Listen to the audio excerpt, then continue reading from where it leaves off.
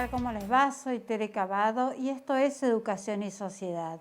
Hoy voy a entrevistar a Claudio Lacana de la Fundación de Altos Estudios en Ciencias Comerciales, al doctor Arturo Ruggeri, jefe de la carrera de Odontología de la Universidad Kennedy, y a la licenciada en Psicología Alicia Risueño, secretaria de Evaluación y Acreditación de la Universidad Kennedy.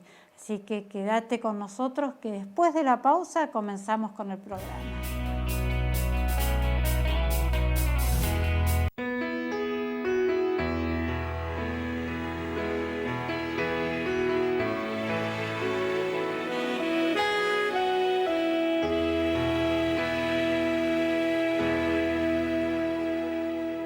...50 años de experiencia... ...100 sedes en todo el país... ...30.000 egresados universitarios... UCASAL, construí tu historia.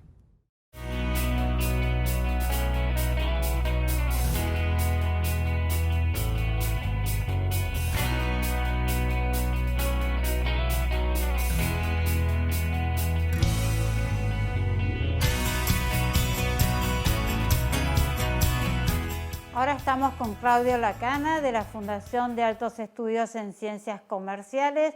Claudio, bienvenido a Educación y Sociedad. ¿Cómo estás? Muchas gracias. Bien, muy bien. Esta vez desde mi casa, que se les va a hacer. Medio raro parece todo esto. Claudio, contanos un poquito. La Fundación históricamente, desde hace muchos años, tiene matrícula en agosto. ¿Qué pasa en este año tan atípico, podemos decir? ¿Va a haber matrícula en agosto? Sí, claro, totalmente. De la misma manera que todos los años está abierta la inscripción para todas nuestras carreras en ambos turnos. Lo único que difiere es que, bueno, se está presumiendo que comienzan de la misma manera que están culminando este cuatrimestre. De manera virtual comenzará y después nos iremos adaptando hasta tanto DIEGEP, Ministerio de Educación del Gobierno de la Ciudad de Buenos Aires, vaya dando las pautas de cómo se vuelve a la nueva presencialidad, que se intuye que va a ser de manera paulatina, pero bueno, nosotros estamos preparados de la misma manera para empezar de manera virtual y luego ir adaptándonos a la presencialidad. Y tengo que hacer un curso de nivelación ahora en julio también de manera virtual. ¿Cómo es el ingreso a la fundación? Perfecto, en este caso sí, el taller de nivelación que anteriormente era presencial, ahora lo hacemos de manera virtual y va a haber distintas fechas. Obviamente va a haber uno la última semana de julio, también las primeras de agosto, como para que uno pueda realizar ese taller. No todos lo hacen, hay algunos que están exceptuados y ya hizo el curso de ingreso de otra institución o tiene más de 5 materias aprobadas de otra carrera, pero después se incorpora normalmente a la cursada, que comienzan las clases el 10 de agosto. Comienzan las clases tanto para todos los años, primero, segundo, tercer año de la fundación. Y mira, y si en el medio de hacer el curso, muchas veces yo empiezo a hacer el curso para una carrera de la cual me anoto y después quiero cambiar de carrera, ¿me sirve eso en la fundación? Sí, totalmente, fue mi caso.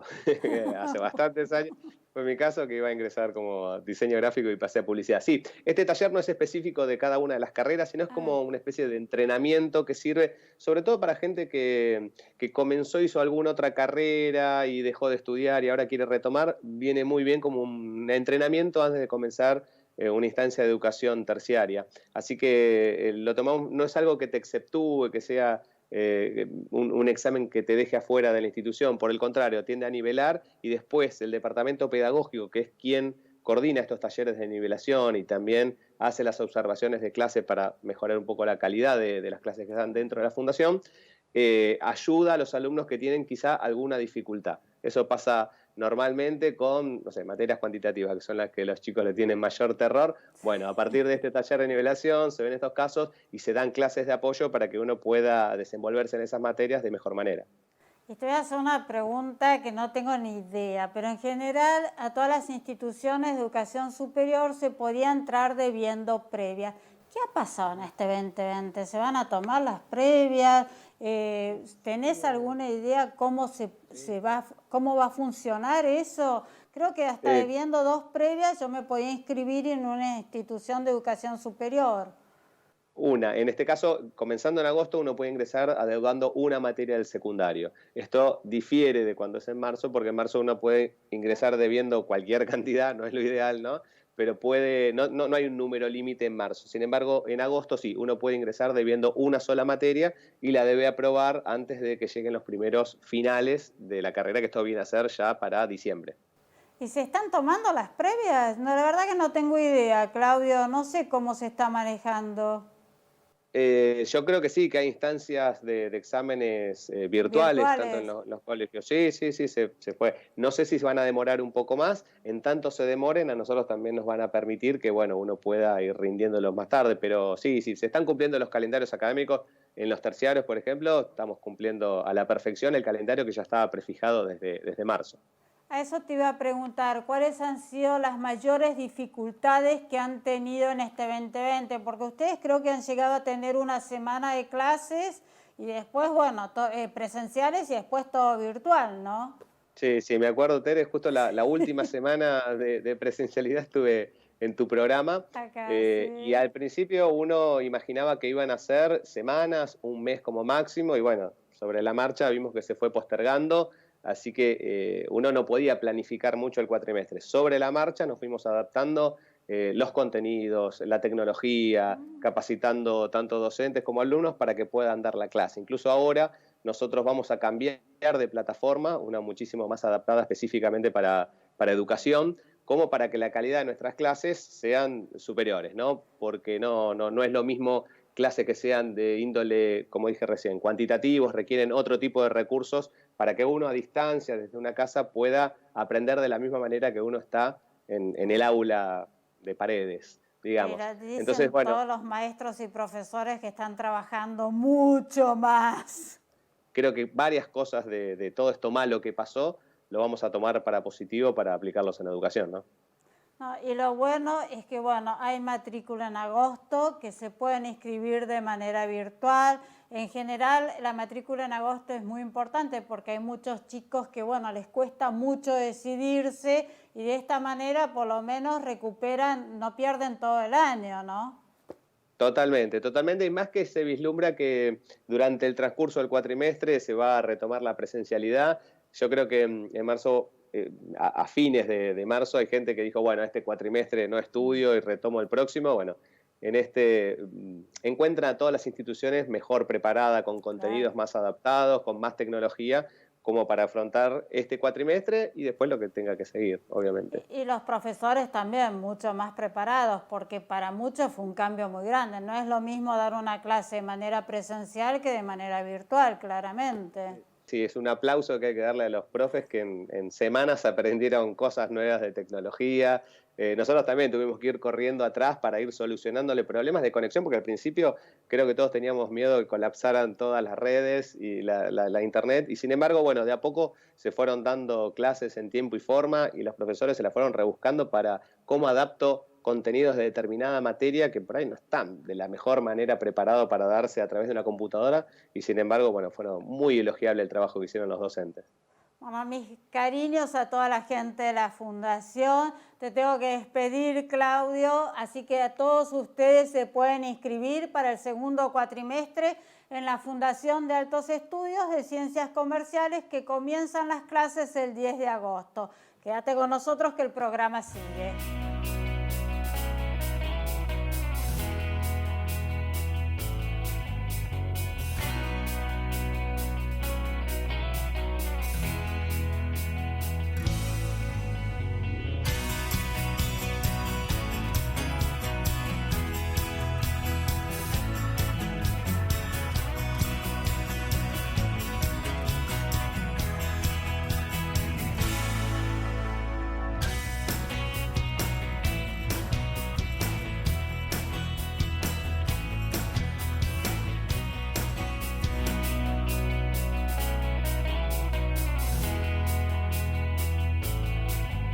...50 años de experiencia,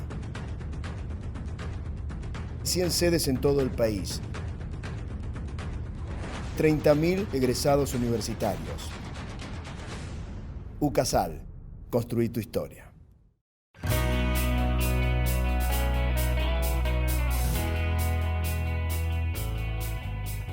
Bueno, y ahora estoy con el doctor Arturo Ruggeri, director de la carrera de odontología de la Universidad Kennedy. Arturo, ¿cómo estás? ¿Cómo estás, Teresa? ¿Todo bien? Muy bien, bueno, bien dentro de esta cuarentena Claro. y de esta pandemia. Arturo, odontología, tanto la carrera como la profesión se ven muy afectadas en el medio de esta pandemia.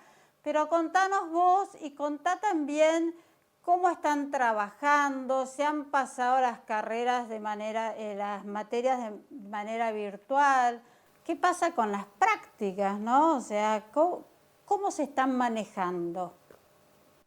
Bueno, ante todo te cuento, soy el jefe del departamento, no el director. El director es el doctor Cohen, pero no Perdón. importa. Digamos, los dos codirigimos la Escuela de Odontología, la cual está sufriendo las pandemias que sufrimos todos. La odontología está un poco más porque tiene ¿sabés? Un 98% de riesgo en el contagio del virus, porque estamos a menos de 15 centímetros de la boca y más de 15 minutos, que es lo que no se recomienda, ¿no?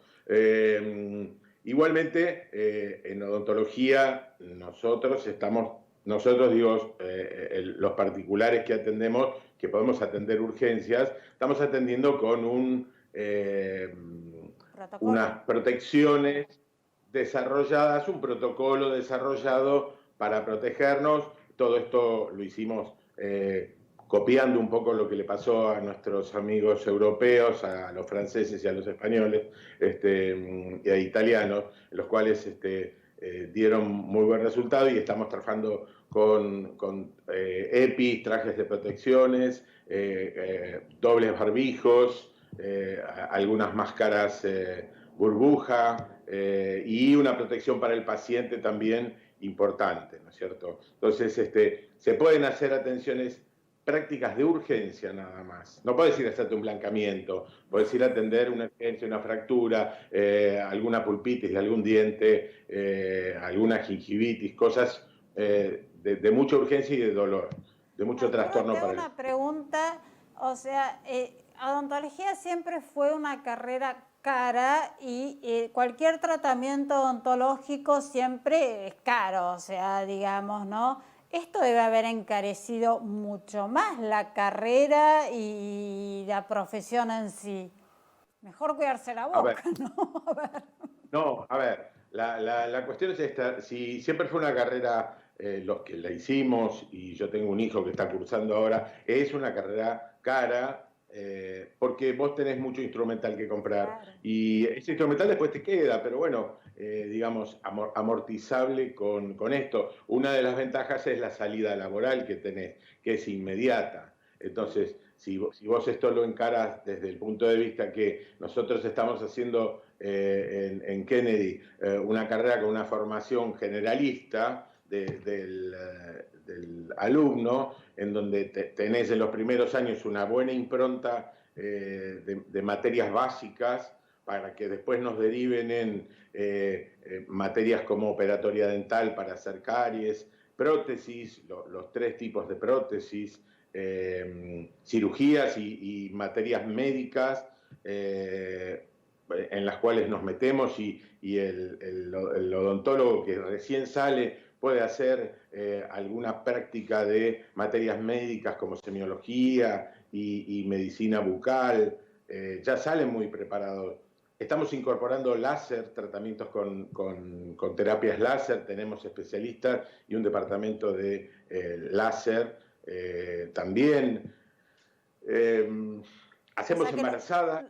los alumnos hacen mucha práctica y ahora en el medio de esta pandemia, ¿qué pasa con las prácticas? ¿Están suspendidas, supongo? Espera que te cuento, tenemos prácticas, sí, tenemos una última materia que sería un integral, una práctica profesional supervisada, en las cuales los alumnos toman un paciente de cero y le realizan un tratamiento integral, tanto sea de cirugía, de caries, implantología y también la parte de prótesis. en el cual el paciente entra, ingresa, se le hace un diagnóstico, un pronóstico, un plan de tratamiento y luego se le va a hacer toda la terapia que pueda hacerse. Hoy la carrera está desarrollándose totalmente virtual. Si no, sería un pandemonium, una clínica con 8 sillones, 16 alumnos, 8 pacientes, más los 4 o 5 docentes, todos en una clínica. O sea, eso está, en ningún lado del mundo se puede hacer esto, hoy. Entonces estamos haciendo una formación virtualizada. Pero ¿qué pasa? Contamos con muchos casos clínicos, docentes que están muy bien preparados y tenemos una cantidad importante de material, tanto sea en foto como en videos, como para que los alumnos encuentren una formación teórica hecha en casos clínicos, en los cuales se les dan tareas, se le hacen parciales, por supuesto, y ellos pueden preguntar continuamente de qué se trata todo esto, ¿no? En las materias prácticas. Y en cuanto nosotros podamos reingresar al sistema, esto es, que los tiempos de la pandemia se nos terminen y desde los ministerios nos autoricen a trabajar, podemos empezar a concluir la parte práctica, porque la teórica ya la están teniendo y la van a tener hasta los primeros días de septiembre, y luego empezar a trabajar con los pacientes en las clínicas, con un protocolo que tenemos ya trabajado, autorizado, que lo trabajamos justo con el Ministerio de Salud, en donde vamos a poder fijar ahí las condiciones de la actividad profesional, ¿no? Arturo, la verdad que es muy interesante lo que estás diciendo. La Universidad Kennedy creo que aparte fue de las primeras en incorporar odontología, porque odontología no hay en muchas universidades privadas. Y bueno, mis felicitaciones, esto es un esfuerzo terrible de parte de la universidad.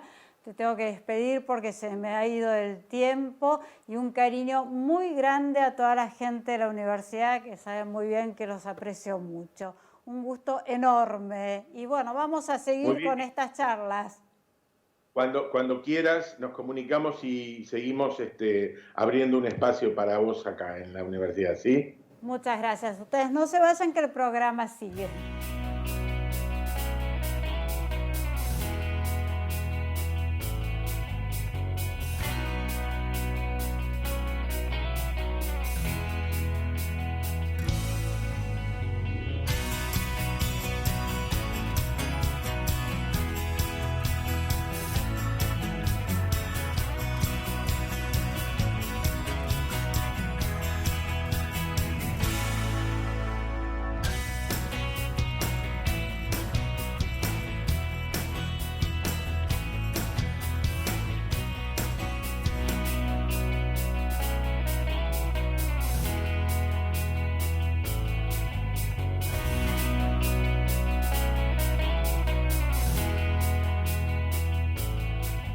Bueno, y ahora estamos con la doctora Alicia Risueño, psicóloga de la Universidad Kennedy. Alicia, ¿cómo estás?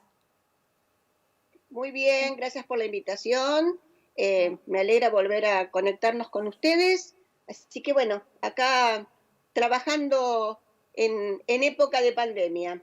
Ay, sí, Alicia, no, para mí es un placer siempre hacerte una entrevista. Y lo que te quiero preguntar, o sea, mejor dicho, te quiero pedir que nos des algunos tips o algunos consejos de cómo trabajar nuestros estados de ánimo en el medio de esta pandemia.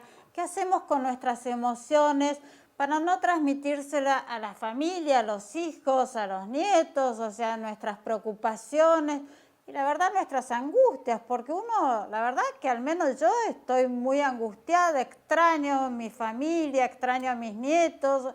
¿Cómo se trabaja eso? Si uno le pone a las emociones un valor bueno o malo, empieza a no saber cómo manejarlas. Entonces me parece que es importante primero empezar a pensar que una emoción básica como es el miedo hoy en día puede considerarse, de acuerdo a su magnitud, si es positivo en función de las situaciones que tenemos en el afuera. Por otro lado, es verdad lo que vos decís, qué pasa con nuestras relaciones familiares, de amigos, inclusive laborales en este medio de la virtualidad en el que hoy estamos. Creo que 120 días de convivencia extrema hace que estas emociones evidentemente empiecen a saturarse, empiecen a encontrar un límite. Y esto me parece que es lo importante tenerlo en cuenta. Y para poder darle una situación de una buena relación familiar o buenas relaciones entre padres, hijos, nietos y demás, creo que primero hay que identificarlas. Primero hay que darse cuenta qué me está pasando. Porque en realidad, en estos momentos, se están agudizando cuestiones que son de vieja data. No es solamente la cuarentena, la pandemia, la que nos está llevando a una situación de cólera, ira o de mucho miedo o de mucha ansiedad cuando ese miedo nos supera, sino porque realmente uno tiene que estar pensando que somos personas con una historia, con proyectos que teníamos hasta el mes de marzo. Esos proyectos están totalmente coagulados, están a la espera de poder realizarse. Entonces, evidentemente, la ansiedad comienza a aparecer, pero también aparece de acuerdo a cómo éramos antes de la cuarentena. Es decir, no podemos dar un tip de decir, bueno, esto es para todos, porque cada uno de nosotros transitó la vida de una manera diferente, está tomando la cuarentena también de una manera diferente. Lo que sí hay como un punto central es esta situación de afuera hay una situación de incertidumbre que no la podemos resolver, cuestión que es lo que nos provoca la ansiedad. Porque cuando tenemos alguna incertidumbre en la vida personal o en la vida laboral, esto se resuelve dentro de lo que es el proyecto, lo que es las vivencias, lo que son las conversaciones en familia o las conversaciones con amigos. Entonces, lo primero que hay que hacer es poder empezar a reconocer qué nos está pasando. Y si esto nos pasaba antes, pero que teníamos una canalización en el afuera que nos permitía volver a casa de otra manera. Inclusive hacer algún tipo de ejercicio, salir a correr, ir al gimnasio, o salir a trabajar y volver. Sí. Yo siempre digo que esa media hora o hora que a veces resulta que para algunos desde el trabajo hasta casa nos lleva, nos corta las situaciones de tensión y de estrés que teníamos en un determinado lugar y nos permite ir elaborando, entrecomillado, o por lo menos ir distanciando el problema hasta llegar a casa. Ahora estamos trabajando desde casa y el problema laboral lo tenemos en casa, al mismo tiempo que tenemos a los chicos dando vuelta para resolver otras cuestiones. Quiere decir que todo aquello que hacíamos fuera de casa, hoy lo hacemos adentro de casa.